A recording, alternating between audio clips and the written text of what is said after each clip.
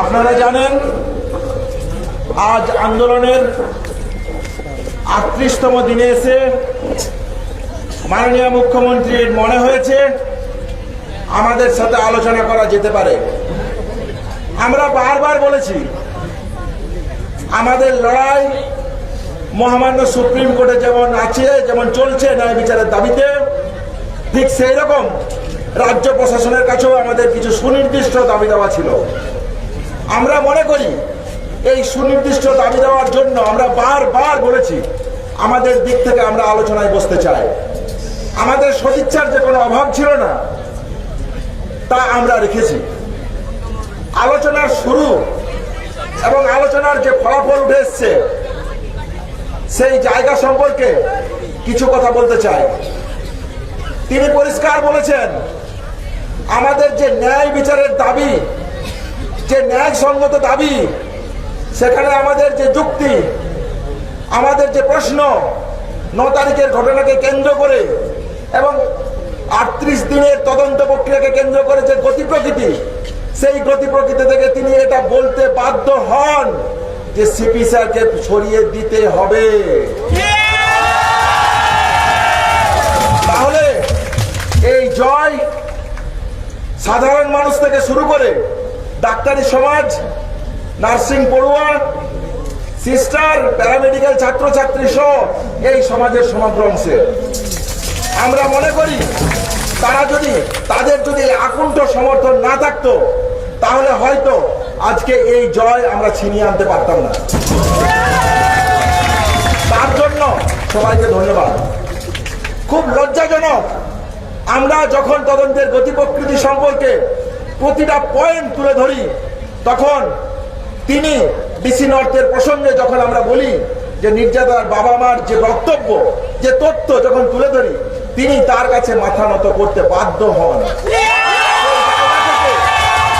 সেই জায়গা থেকে ডিসি নর্থকে সরিয়ে দেবেন বলে তিনি প্রতিশ্রুতি দিয়েছেন। আজ আমাদের যে স্বাস্থ্য ভবন অভিযানের 5 দিন অতিবাহিত হতে চলেছে, আমরা মনে করেছি, আমরা বলেছি যে এই যে 7 দিন অতিবাহিত হতে চলেছে, আমরা বলেছি যে স্বাস্থ্য ভবন কি পরিমাণ দুর্নীতির জায়গা, দুর্নীতির চক্র। কে এই সন্দীপ ঘোষ, যে কার এই বাড়বাড়ন্ত, কিসের জন্য, কিসের দাবিতে, সেই জায়গা আমরা রেখেছি। রিনোভেশন, রিকনস্ট্রাকশন কার অর্ডারে, কিসের ভিত্তিতে, সেই জায়গাও আমরা রেখেছি। ডিএমই ডিএসএইচ স্যারকে তিনি সরিয়ে দেবেন বলেছেন। এটাও আন্দোলনের যেমন একটা জয় হিসেবে আমরা দেখি, ঠিক সেই রকম আমরা প্যারালাল সাথে সাথে প্রশ্ন তুলেছি কেন প্রিন্সিপাল সেক্রেটারি নয়, তার ওই রিনোভেশন রিকনস্ট্রাকশনে কার সাইন ছিল, তিনি কি, কেন তিনি এই জায়গা থেকে অপসারিত হবেন না, সেই জায়গাও আমরা তুলে এনেছি। পাশাপাশি তিনি বলেছেন আমাকে এই জন্য একটু সময় দিতে হবে। তিনি সময় পেলে তিনি বলেছেন আমার উপর ভরসা রাখো। আমরা বলেছি আমাদের দাবি অত্যন্ত ন্যায়সঙ্গত এবং যুক্তিসঙ্গত, আপনাকে এই ব্যাপারে বিবেচনা করে দেখতেই হবে। এই জায়গা আমরা রেখেছি। রিগার্ডিং সেফটি, সিকিউরিটি এবং থ্রেড কালচারকে কেন্দ্র করে যে জায়গা কলেজে কলেজে ভয়ের পরিবেশ তৈরি করেছে, সেই জায়গা থেকে রেসিডেন্ট ডক্টর অ্যাসোসিয়েশন কেন প্রয়োজন, কেন ডেমোক্রেটিক ফর্মে স্টুডেন্ট ইউনিয়ন প্রয়োজন, তার প্রাসঙ্গিকতাকে আমরা মনে করিয়ে দিয়ে এসেছি। আমরা বলেছি যে কেন এগুলো কলেজের ভিতরে গণতান্ত্রিক পরিবেশ বজায় রাখার জন্য কেন প্রয়োজন, কেন 9ই আগস্টের ঘটনার সাথে এই রকমের ডেমোক্রেটিক পরিবেশ প্রয়োজন, তার প্রাসঙ্গিকতা আমরা তাদেরকে মনে করিয়ে দিয়েছি। তিনি একটা টাস্ক ফোর্স গঠন করতে চেয়েছেন। আমরা মনে করি যে এই টাস্ক ফোর্স ছাড়াও তার আগে তাদের দিক থেকে কিছু সদর্থক ভূমিকা এই বিষয়গুলো নিয়ে থাকা প্রয়োজন।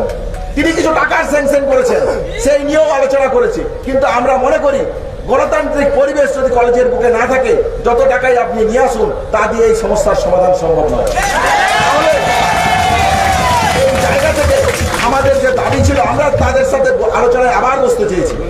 কেন আমরা মনে করি রোগী কল্যাণ সমিতির মতন জায়গা, যেগুলো কলেজের বুকে দুর্নীতির আতুরঘর, কেন ডেমোক্রেটিক স্টুডেন্ট ইউনিয়ন দরকার, কেন রেসিডেন্ট ডক্টর অ্যাসোসিয়েশন দরকার, এই যে কলেজে কলেজে থ্রেড কালচারের যে পরিবেশ তৈরি হয়েছিল, যে ভয় ভীতির পরিবেশ তৈরি হয়েছিল, সেই ভয় ভীতির পরিবেশকে সমূলে উৎপাদন করা কেন প্রয়োজন, সেই প্রাসঙ্গিকতাও আমরা মনে করিয়ে দিয়ে এসেছি। কেন কেন কলেজের বুকে পাস ফেলকে কেন্দ্র করে বিভিন্ন ছেলে মেয়েদেরকে হ্যারাসমেন্ট, র্যাগিং এর মতো নোংরা কালচার কলেজের বুকে জন্ম নেয়। এই জন্ম নেওয়ার জন্য কারা দায়ী, কে বা কারা দায়ী, এই সম্পর্কে সুনির্দিষ্ট তদন্ত প্রক্রিয়া করতে হবে। এই সমস্ত কিছু আমরা তার আলোচনার জায়গাতে এনেছি। আমরা যা যা পেয়েছি তা আপনাদের কাছে রাখলাম। বাকি যা আলোচনা আছে সেই আলোচনা নিয়ে আমাদের যা আন্দোলনের কর্মসূচি নির্ধারিত হবে সেই পথে আমরা এগোবো। রিগার্ডিং এখানকার অবস্থান বিক্ষোভ এবং কর্মবিরতির প্রশ্নে আমরা এই কথাগুলো রিটেন এবং মৌখিক ফর্মে